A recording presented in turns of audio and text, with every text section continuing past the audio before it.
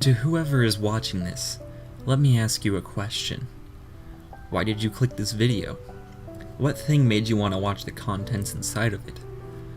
Was that choice your own, or did an external influence alter that decision? How did you end up here? Were you merely fated to come here? Or did your own actions take you here? Think of all the things you've done up to this point. Have you chosen the path you've currently taken? Did you not? Even if you did, have you ever considered that maybe your will isn't your own? That some greater influence is controlling said will? In 1992, Atlus introduced us to the first entry on its flagship series Shin Megami Tensei, or True Goddess Reincarnation, that unlike many other games of its age, dealt with themes of religion, free will, reincarnation, ideology conflict, and many others. However, this game wasn't the first Megami Tensei game ever released, and even then, the concept of claiming free will over your potential oppressors, depending on your point of view, has always been an idea since the dawn of man, whether you believe in creationism or evolution. No matter how far back into the past, if us humans feel like our free will is compromised, we will always try to overcome whatever's compromising the free will. But what if that free will is not ours to begin with? What if it stems from some sort of illusion built up by a divine entity? And what is said entity's goal? These are some specific questions the franchise likes to explore. The franchise in general operates on the differences and struggles and conflicts of three forces: God's rule of law, Lucifer's chaotic rule, and humanity's neutral stance. On the surface, it may just appear that they give you three basic choices of law, chaos, or neutral, but it goes deeper than that. Once you allow yourself to fall in the shoes of whatever nameless protagonist you control, and you immerse yourself in this world that so very may well mimic our own world, you may encounter friends and foes who each want to sway you to their side, presenting views that clash with each other, but have plenty of virtues of their own. Ultimately, it is your choice that determines the outcome of the specific scenario you're in, and the outcome of the scenario may just influence the entire timeline of events in the future games, but not necessarily in a direct connection. One of the great things about this franchise is that it allows for all the games to be connected while still offering stories that stand on their own.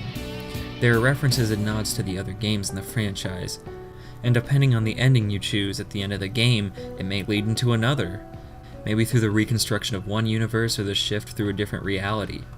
Yet, at the same time, since the games never directly state they share a same universe despite a few notable examples, it is up to you and your choices that will influence the universe around you, through the choices that you make on your various journeys you embark. Every choice, however, comes with a consequence. In Shin Megami Tensei, this could mean the loss of a long-standing friendship or the destruction of a world as we see it now. There will be consequences you may not agree with for your choice, no matter what you choose, thus encapsulating that there will never be a clear, perfect, or good choice. Maybe you will choose the will of God and bask in the promised land of heaven, and have eternal peace, but at the cost of those who've sinned against the name of the Lord. Instead, you might choose the Antichrist, rebel against the unfair regime, and let all be free to do as they wish.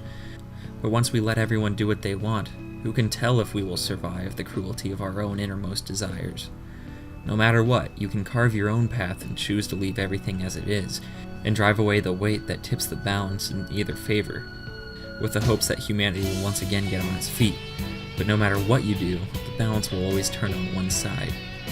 It's the fundamental reward with a cost that gives weight to your decisions, not just in the game, but in real life. Many decisions you make in life will also have a cost, but also a reward. This is a perfect analogy to how there's almost always something lost when there's something gained. You may never have heard of Shin Megami Tensei, or only delved into the more popular spin-offs like Persona. Maybe you've played games that have been inspired by it. But once you dip your toes into the deep themes and philosophies that the series has to offer, you'll see in reality there's nothing really quite like it. But in the end, it's truly up to your choice as a player, to delve into the rich fantasy that Atlus has laid out for us, or to move on to the next series. It is this choice that drives the games, the choice to choose your own path, your own interpretation. I think this was the true intention of Atlus, not to create another JRPG franchise, or to further give you something you've experienced before. They've created games that will never leave you, Games that will forever change your perspective on life. Choice and consequence, free will or obedience, partnership or independence. It is meant to make you feel confident in your choices. It's not just in fiction, but in real life. That's why this franchise as a whole, whether it be the novels, the games, or the film and television series, it's all magic. It's the magic of seeing life in a different way. In many different ways.